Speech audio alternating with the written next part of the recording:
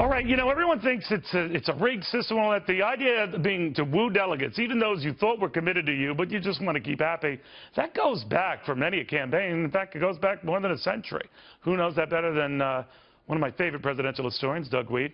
Doug, let's talk a little bit about that and what has been done in the past when it came to those who tried to woo delegates. I can think of Gerald Ford in 1976.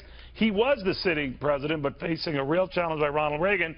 He had a certain perk called Air Force One, didn't he? He sure did. You know, I had Gerald Ford, my wife and I, in our own home on 2 different occasions, and one of them was when a story had just broken about these delegates and he was getting criticism. And so I asked him about it right to his face, and he said, listen, I wrote a memo and it was issued to all of my staff that there will be no quid pro quo for delegates at that convention. That's a 76 convention. I said, well, the story is you had people in the Oval Office. He said, well, that's different. Of course, we had people in the Oval Office and we had them on Air Force One, but we didn't give them any money.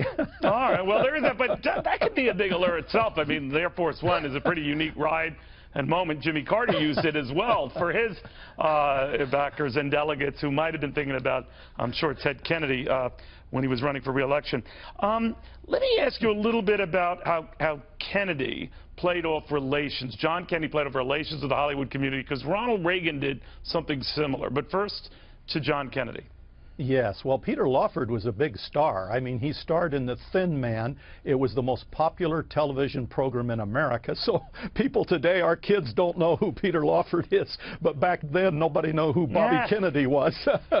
So he was a big star. And the Kennedy Suite in Los Angeles at the Biltmore Hotel ran 24/7.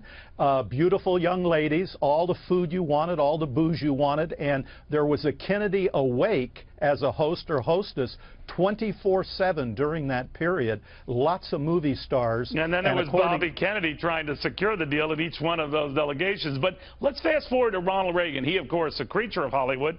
He knew, even though Republicans had a tougher time having actors and actresses in their corner, he had a lot, didn't he?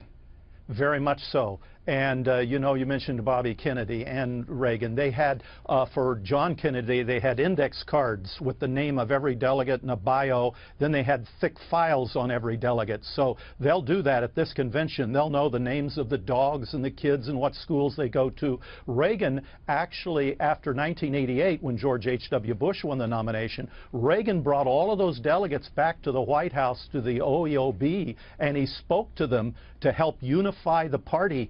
So you're not just wooing the delegates to get the nomination, you're wooing the delegates to unite the party to win the election. All right, now, how much closes the deal? I know there are all these committed delegates, but there are many who go to Cleveland, as will be the case with the Democrats when they go to Philadelphia, who are not committed to a candidate.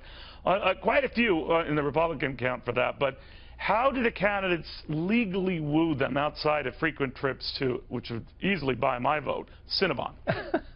You know, there's nothing illegal about it unless they're a governor or a congressman and they have ethics laws separate from that. If they're just an ordinary delegate. That's interesting. If you're just an ordinary guy running for president of the United States, you don't have to soil yourself with that. John Davis talks about Joseph Kennedy having, quote, unlimited amounts of funds to work on these delegates. And there's a story of Rockefeller taking some delegates on his plane. They're flying over South Dakota. He calls back to Washington and is able to somehow get the Park Service to turn on the lights at Mount Rushmore so he can circle again and let those delegates see Mount Rushmore lit from the sky. All right, well, Ted Cruz doesn't have that money. Donald Trump does. He does, and I expect Donald Trump to go into a room full of delegates and say, we're going to have a Christmas party at Trump Towers that will put the Christmas party at the White House to shame. I take care of my delegates. Way to go. Doug, thank you. You are a font of information, young man. All right, in the meantime, we're going to talk to a priest, not about Donald Trump and outbursts and candidates and their outbursts with each other, but about a number of schools and libraries who have a problem with the Bible.